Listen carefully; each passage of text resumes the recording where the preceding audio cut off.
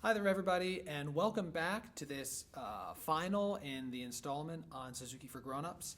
If you've stayed with the program, if you've stayed with my videos, you've seen how in the first video we addressed the importance of listening, in the second video, the importance of review pieces, in the third video, the importance of games and having fun. In this last segment, it really ties all those things together in a certain way, and that is really excelling at doing one thing. And it's so often that we can listen to ourselves or get feedback that says, hey, you got to work on this, that, and the other thing. But if we go back to how this applies to kids, children who are starting an instrument really need to learn how to do everything better. They don't know how to do anything well. And so you can ask yourself, where do we begin? Well, if you're a child, if you're a Suzuki teacher and you're looking at your child, you're saying, what one thing can they improve in this particular aspect of things? And it might seem like that's a duh moment, like, of course, but there's a reason. I remember when I was younger, when I was at Juilliard, and I went to Tower Records, the local record store, and picked up this album called The Trombone Lesson. I said, what is this? And I listened to it. And it was 15 minutes of a parody of a lesson of a young student who comes in to his teacher. He's playing Ride of the Valkyries, and he sounds okay. And the teacher says, oh, Larry, that's pretty good. Let's do this. And the teacher proceeds to give him probably 6 or 7 or 8 different pieces of feedback about it. And of course, over the course of the lesson, the student gets progressively more stressed, finds it more challenging, and winds up playing at the end of it in a comically bad way, based on the feedback that they got from the teacher. And that's kind of the whole parody of this idea, is that thinking about all these different things that you can do in order to try to play Ride of the Valkyries better. Well, what does it mean for us as adults or as grown-ups? It's really easy to listen to ourselves if we're thinking critically, as we should be, and say, oh, I've got to work on this, and I've got to work on this, and this isn't right, and to try to think of all these things and have all these balls, these juggling balls up in the air. Whereas in reality, if we focus on one of those things and decide, this is the thing I'm going to focus on, this is the thing I'm going to practice, it really improves our playing tremendously. And not along the lines of, okay, now I'm going to focus on technique and I'm not going to think about music. Well, of course, in our technical work, we are always thinking about making music. That's another topic we could have. But in that technical work, we're saying, what one aspect of the technical work am I worried about? Or am I working to improve? I shouldn't say worried about, I should say working to improve.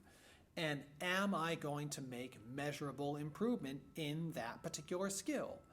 And that skill could be our slide technique, that skill could be our ability to count, our ability to keep a consistent pulse, but that skill could be any of a number of things, but it is that one thing that we decide we're going to focus on and make better and do at a high level, and then decide that that's what we're going to do.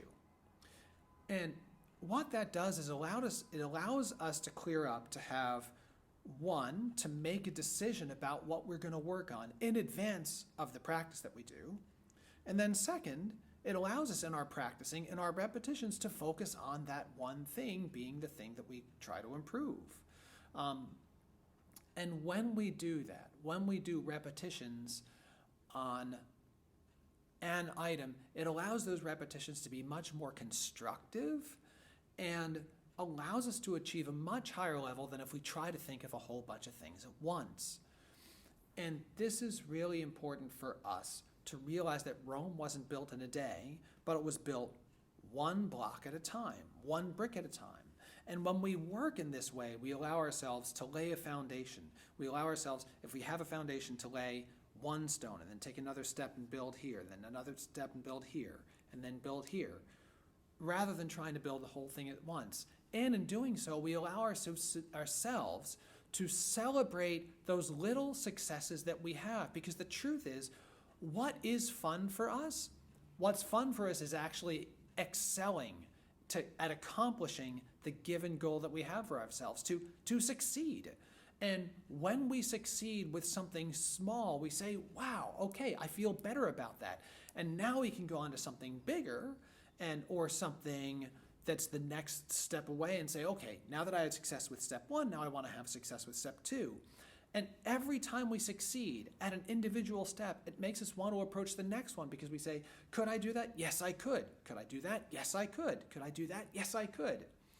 And there are different ways to practice to ensure that we do have success, but that really is a key point. So whether it be in your teaching with students, whether it be in your coaching of yourself, consider how you can help a student with one particular thing. People who come to me for lessons realize this is often how I work, that I'll work on one or maybe 2 details, one technical and one musical, but it's for the purpose that I really want to see the student make measurable progress. And in my own playing, I want to see myself make measurable progress. So I hope you have found this video series helpful, insightful, to be a resource for you in your own practicing. And thank you for checking it out. And good luck.